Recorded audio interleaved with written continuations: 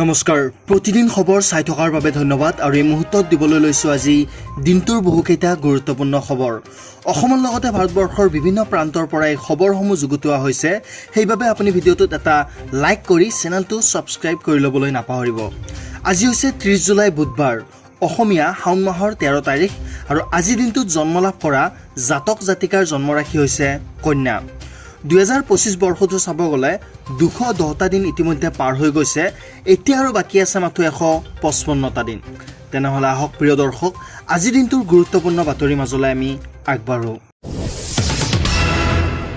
বনাঞ্চলত যদি মুছলমান থাকিব নোৱাৰে তেতিয়া হলে হিন্দুও থাকিব নোৱাৰিব এইবাৰ যদি মুছলমানৰ গাত হাত দিয়া হয় তেতিয়া হলে সহ্য কৰা নহব আমছুৰ শেষ হকিয়নি ৰেজাউল কৰিম চৰকাৰৰ উদাত্ত ভাষণ জনাই আছো এটা ডাঙৰ খবৰ আমছুৰ শেষ হকিয়নি চৰকাৰক ফৰেষ্টত যদি অৰ্থাৎ বনাঞ্চলত যদি মুছলমান থাকিব নোৱাৰে তেতিয়া হলে হিন্দুও থাকিব নোৱাৰে মুছলমানৰ গাত হাত দিলে সহ্য কৰা নহব বুলি মন্তব্য এইবাৰ মুছলমানৰ গাত হাত দিলে কোনো কাৰণতে সহ্য কৰা নহব মুখ্যমন্ত্ৰী ডক্টৰ হিমন্ত বিশ্ব শৰ্মাৰ বুকুত সাহস নাই বুলি মন্তব্য আমছুৰ মুছলমানক যদি ইমানেই বেয়া পায় ইমানেই যদি ঘৃণা কৰে আমাক মাৰি পেলাওক বুলি মন্তব্য কৰিছে ৰেজাউল কৰিম চৰকাৰে আমাক মাৰি পেলাওক যদি আমাক ইমানেই ঘৃণা কৰে প্ৰতিজন মুছলমানে বুকু পাতি দিবলৈ সাজু হৈ আছে কুকুৰ মেকুৰীৰ দৰে আমি জীয়াই থাকিব নিবিচাৰো যদি জীয়াই থাকিব লাগে আমি বাঘৰ দৰে জীয়াই থাকিম বুলি উদাত্ত ভাষণ প্ৰদান কৰি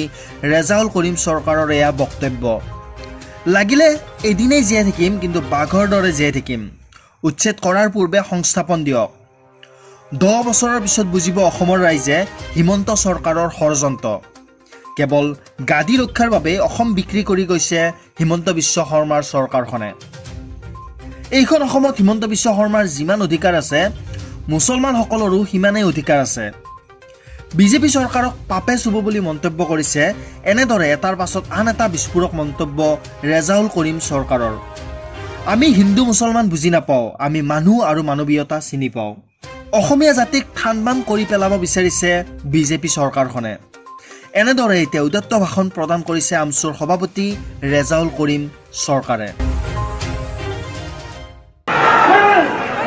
কাৰণ আমি বিচাৰিছো কুকুৰ মেকুৰীটো জীয়াই থকাতকে লাগিলে এদিন জীয়াই থাকিম বাঘৰ দৰে জীয়াই থাকিম আমাৰ অধিকাৰ লৈ জীয়াই থাকিম আমাৰ নাগৰিকত্ব লৈ জীয়াই থাকিম আমি সন্মানেৰে জীয়াই থাকিম এইটো আমি বিচাৰিছো গতিকে মুখ্যমন্ত্ৰী ডাঙৰীয়া পুনৰবাৰ বিনম্ৰতাৰে আহ্বান জনাইছো মানুহ হৈ অমানুহৰ কাম আপোনাৰ চৰকাৰে নকৰিব এটপাল চকুৰ পানীৰ হিচাপ কিন্তু আপোনালোকৰ গাত লাগিব আৰু সেই পানীয়ে আপোনালোকৰ গা কিন্তু দগ্ধ হৈ যাব খবৰ জীৱন মৃত্যুৰে যুঁজি অৱশেষত গ'লগৈ চামিউল হক জীৱন মৃত্যুৰে যুঁজি চামিউল হকৰ মৃত্যু হ'ল আপালু হস্পিটেলত কৰুণ মৃত্যুক সাৱটি ল'লে চামিউল হকে নন্দিনী কাশ্যপৰ বাহনৰ খুন্দাত গুৰুতৰভাৱে আঘাতপ্ৰাপ্ত হৈছিল চামিউল হক বৰাগাঁৱৰ সমীপত অতি ভয়ংকৰ দুৰ্ঘটনা পতিত হৈছিল 4 দিন ধৰি সংকটজনক অৱস্থাত চিকিৎসাধীন হৈ আছিল যুৱকজন আৰু নন্দিনীৰ বাহনৰ খুন্দাত 2 ভৰি বুকুৰ হাড় পৰ্যন্ত ভাঙি গৈছিল চামিউলৰ অত্যাধিক ৰক্তক্ষৰণ হৈ অৱশেষত কৰুণ মৃত্যুক সাৱটিলে চামিউলে জীৱন মৃত্যুৰে যুঁজি অৱশেষত এই পৃথিৱীৰ পৰা বিদায় মাগিলে চামিউল হকে কিন্তু এইগৰাকী নন্দিনী কাশ্যপে কৈছিল এয়া মাত্ৰ সামান্য দুৰ্ঘটনাহে আছিল যদি সামান্য দুৰ্ঘটনা আছিল তেনেহ'লে কিয় মৃত্যু হ'ল চামিউল হকৰ এয়া প্ৰশ্ন এতিয়া প্ৰতিগৰাকী অসমীয়াৰ পৰৱৰ্তী খবৰ চামিউল হকৰ মৃত্যুৰ পাছতেই নন্দিনী কাশ্যপৰ সৈতে ৰাজধানী থিয়েটাৰে বাতিল কৰিলে চুক্তি এটা ডাঙৰ খবৰ জনাই আছো এই মুহূৰ্তত ৰাজধানী থিয়েটাৰে নন্দিনী কাশ্যপৰ সৈতে বাতিল কৰিলে চুক্তি এটা ডাঙৰ সিদ্ধান্ত ৰাজধানী থিয়েটাৰৰ আগন্তুক 2 বৰ্ষৰ বাবে চুক্তিবদ্ধ আছিল নন্দিনী কাশ্যপ আৰু চামিউলৰ মৃত্যুৰ পাছতেই নন্দিনীৰ সৈতে চুক্তি বাতিলৰ সিদ্ধান্ত ৰাজধানী থিয়েটাৰৰ যদিওবা আনুষ্ঠানিকভাৱে প্ৰকাশ কৰা নাই এক তথ্য অনুসৰি ইতিমধ্যে বাতৰি প্ৰকাশ পাইছে যে নন্দিনী কাশ্যপৰ সৈতে চুক্তি বাতিল কৰিছে ৰাজধানী থিয়েটাৰে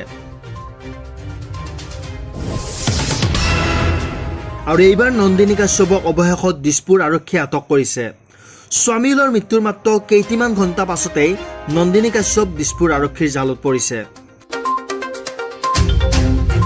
মহা বিপদত পৰিছে এতিয়া নন্দিনী কাশ্যপ। মান্দাকাটাৰ পৰা আৰক্ষীয়ে আটক কৰিবলৈ সক্ষম হৈছে অভিনেত্ৰী নন্দিনী কাশ্যপক। আৰু স্বামীৰ মৃত্যুৰ পাছতেই আখৰাস্থলীৰ পৰা পলায়ন কৰিছিল নন্দিনীয়ে।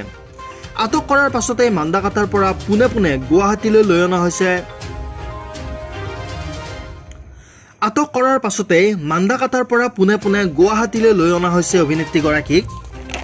নন্দিনীৰ বিৰুদ্ধে ইতিমধ্যে কেইবাটাও নতুন ধাৰা সন্নিৱিষ্ট কৰিছে আৰক্ষীয়ে।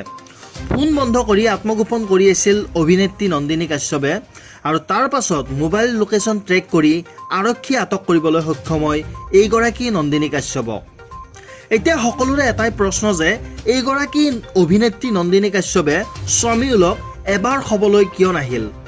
জীৱন মৃত্যুৰে যুঁজি থকাৰ সময়তো এবাৰ দেখা কৰিবলৈ নাহিল এইগৰাকী নন্দিনী কাশ্যপে। অতি গুৰুত্বপূৰ্ণ ৰাজনৈতিক খবৰ। কথাবোৰ এতিয়া অসমতেই সীমাবদ্ধ হৈ থকা নাই। দেশৰ যুদ্ধ বিমান কিমান ভূপতিত হ'ল বুলি প্ৰশ্ন কৰা, ভাৰতীয় সেনাৰ পৰাক্ৰমক উপলুঙা কৰা, দেশৰ প্ৰতিৰক্ষাক পাকিস্তানৰ ওচৰত লঘু কৰাৰ যত্ন কৰা গৌৰৱ গগৈৰ বিৰুদ্ধে গৰজি উঠিল এইবাৰ গৃহমন্ত্ৰী অমিত শ্বাহ। সোমবাৰে গৌৰৱ গগৈ পেহেলগাম কাণ্ডক লৈ দেশৰ প্ৰতিৰক্ষা সম্পৰ্কীয় বিভিন্ন প্ৰশ্ন কৰাৰ পাছত মঙলবাৰে সংসদত এয়া গৃহমন্ত্ৰী অমিত শ্বাহ।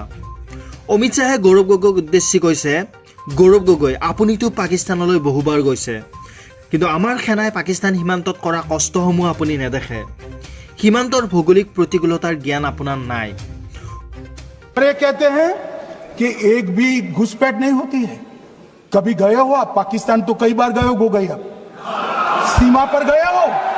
पाकिस्तान तो कई बार गए हो, फिर से बोलता हूं, सीमा पर गए हो, सीमा के माध्यम से पाकिस्तान गए हो।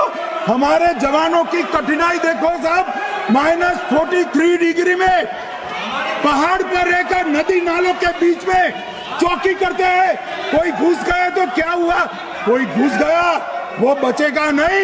यहां हम उसको या तो अरेस्ट करेंगे या तो एनकाउंटर में वो मारा जाएगा, बचेगा कोई नहीं।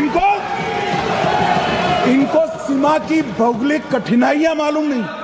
वहां मान्यवर कई नदी नाले हैं, वेग से पानी आता है, -46 डिग्री टेम्परेचर है, नीचे सुरंगें बनाते हैं, और ये तो ऐसे कह रहे हैं घुस गए। अरे भाई, आपके मन में तो, आपके समय में तो घुसने की जरूरत ही नहीं थी। आप बुलाते थे वीजा देकर, क्यों घुसेंगे? घुसने की जरूरत ही नहीं। जैसे आप पाकिस्तान जाते हो वैसे वो यहाँ आते। अब ये कैसे हमें पूछ सकते हैं? সোমবাৰে যোৰহাটৰ সাংসদ তথা লোকসভাৰ বিৰোধী উপদলপতি গৌৰৱ গগৈয়ে সংসদত কৰা প্ৰশ্নই শত্ৰু ৰাষ্ট্ৰ পাকিস্তানক যেন সঞ্জীৱনীহে দিলে। পাকিস্তান নিদিয়াত নায়ক এতিয়া গৌৰৱ গগৈ। পাকিস্তানে যি সুযোগৰ অপেক্ষা কৰি থাকে সেই সুযোগেই যেন দিলে গৌৰৱ গগৈয়ে, যাক লৈ সংসদত অসমৰ সাংসদগৰাকীক গৃহমন্ত্ৰীৰ টুনাটুনাৰ উপৰিও সমান্তৰালকৈ ধিক্কাৰ গঞ্জনাৰে উপচাই দিছে অসম বিজেপিয়েও। এতিয়া ডিৰেল হৈছে। এতিয়া তেখেতৰ বিষয়ে আৰু বেছি বক্তব্য ৰাখি মোৰ সময় নকচান কৰিব লগা আছে বুলি মই নাভাবোঁ। কাৰণ এতিয়া এইটো প্ৰমাণ হৈ গৈছে যে আনডিক্লেয়াৰ্ড তেখেতে পাকিস্তানৰ নাগৰিকত্ব লাভ কৰিছে। পাকিস্তানৰ হৈ ভাৰতৰ যি এই একশ্যনৰ বিৰুদ্ধে আজি নায়ক নহয় খলনায়কৰ ভূমিকা পালন কৰিছে আমাৰ গৌৰৱ গগৈ ডাঙৰীয়াই। এইটো অতি এজন মই অসমীয়া হিচাপে মই খুবেই লজ্জিত গৌৰৱ গগৈৰ যি আচৰণ, যে অসম সন্তান বুলি এতিয়া আৰু ক'বলৈ মন নাযায়, যে অসমৰ পৰা নিৰ্বাচিত এজন সাংসদীয়ে এনেধৰণে ভাৰত বিৰোধী স্থিতি গ্ৰহণ কৰিছে, সেইটো খুব লজ্জাজনক।